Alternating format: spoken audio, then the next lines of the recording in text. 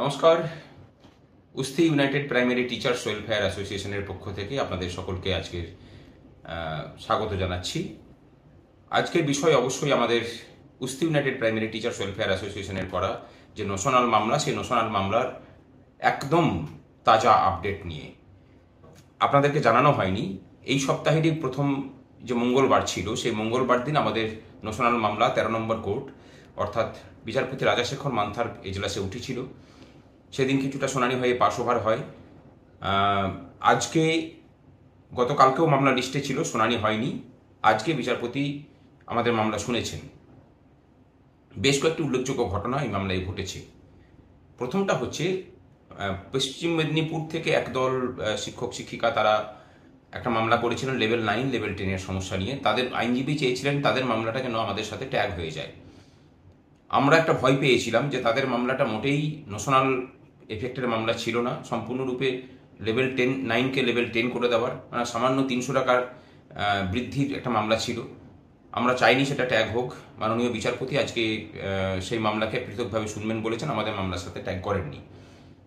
আমাদের মামলা শুনানিতে আমরা আগেও যেটা বলেছি যে সরকার যে হলফনামা দিয়েছিল, সেই হলফনামাতে আমাদের মূল যে বিষয়গুলো ছিল সেই বিষয়গুলোর কিন্তু কোনো উত্তর তারা দেননি। আজকে বিশদে শুনানি হয়েছে। আমাদের পক্ষ থেকে উপস্থিত ছিলেন মাননীয় আইনজীবী সিদ্ধার্থ ব্যানার্জি, বিক্রম ব্যানার্জি, সুদীপ্ত দাশগুপ্ত, অর্ক নন্দী সহ আরও একদল আইনজীবী। বিশদে সমস্ত কিছু শুনানি হয়েছে। শুনানি হওয়ার পরে উনি সরকারকে নির্দেশ দিয়েছেন যে আমাদের যে যে পয়েন্টের উপরে মামলা করা হয়েছে সেই সমস্ত পয়েন্টের বক্তব্য সরকারকে আগামী 17 জুনের মধ্যে লিখিতভাবে হলফনামা আকারে দিতে হবে এবং তারপরে আমাদের এক সপ্তাহের সময় পাওয়া যাবে। আগামী 26 জুন এই মামলার নতুন করে শুনানি হবে। প্রথম দফায় যে হলফনামা সরকারের পক্ষ থেকে দেওয়া হয়েছিল সেখানে তারা লেভেল 9 লেভেল 10 সমস্যাটা মিটিয়ে দেবেন বলেছিলেন, কিন্তু তারা যেভাবে মেটাবার কথা বলেছিলেন তাতে সিনিয়র শিক্ষকদের কেবলমাত্র 300 টাকা গ্রেড বৃদ্ধি ছাড়া অন্য কোনো কিছু সুবিধা সেভাবে ছিল না। আমরা সেটা চাই না। আমরা যেটা চাই 26/7/2019 যে অর্ডার, সেই অর্ডারটাকে 1/1/2006 থেকে এফেক্ট দিতে হবে। অর্থাৎ রূপা 2009 যেদিন থেকে লাগু হচ্ছে সেই দিন থেকেই যেন এই লেভেল পেব্যান্ড 3 সুবিধাটা আমরা পাই উইথ 3600 টাকা গ্রেড পে, এবং নন টেন্টদের ক্ষেত্রে পেব্যান্ড 2 উইথ 2900 টাকা গ্রেড পে, সেই হিসেবে ক্যালকুলেশন যেন হয়ে আসে। এই সমস্যার সমাধান হলে 2006 সালের যে সমস্যা, সেই সমস্যাও কিছু সমাধান সমস্যা থাকবে না, সমস্ত সমস্যারই সমাধান হবে।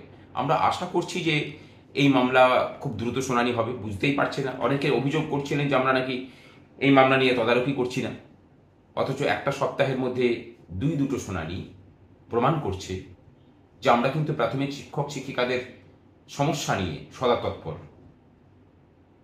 আগামী 26 জুন আবার শুনানি, খুব বেশি সেটা দেরিও নেই। আশা করি সরকার তার মধ্যে হলফনামা দেবে এবং আমাদের যেটা মূল বক্তব্য ছিল যে 26/7/2019 যে অর্ডার, সেই অর্ডারটা মোটেই গ্রেড পে বৃদ্ধির অর্ডার নয়, এটা সম্পূর্ণরূপে বেতন কাঠামো সংশোধনের অর্ডার।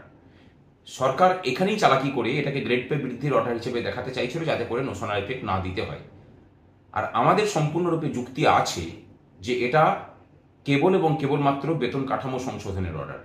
আর বেতন কাঠামো সংশোধনের অর্ডার হলে রূপা 2009 যেমন লেখাই আছে যে তার লাগুর ডেট 1/1/2006 থেকে হবে, সুতরাং সেক্ষেত্রেও বাধা থাকবে না। প্রথম দফার যে হলফনামা তারা দিয়েছিলেন সেখানে কিন্তু তারা এই বিষয়টাকে এড়িয়ে গিয়ে কসমেটিক বিষয়গুলোকে নিয়ে তারা পড়েছিলেন। 2017 থেকে 2014 থেকে 2017 সালে যা বেতন সমান হয়ে যাবে তারা বলেছিলেন যে এটা হতেই পারে। 1 সালে যোগদানকারী ট্রেন্ড শিক্ষক শিক্ষিকা তাদের বেতন বর্তমানে 2002 সালে যোগদানকারী প্রাথমিক শিক্ষক শিক্ষিকাদের থেকে কম। তারা বলেছিলেন যেটা নাকি তারা মিটিয়ে দেবেন। কিভাবে মেটাবেন তার কোনো নির্দেশিকা দেননি। সমান করে দেওয়ার কথা বলেছিলেন। সমান কেন হবে? নোশনাল হলে পরে এই সমস্ত সমস্যারই সমাধান হবে, কোনো সমস্যাই সেভাবে থাকবে না।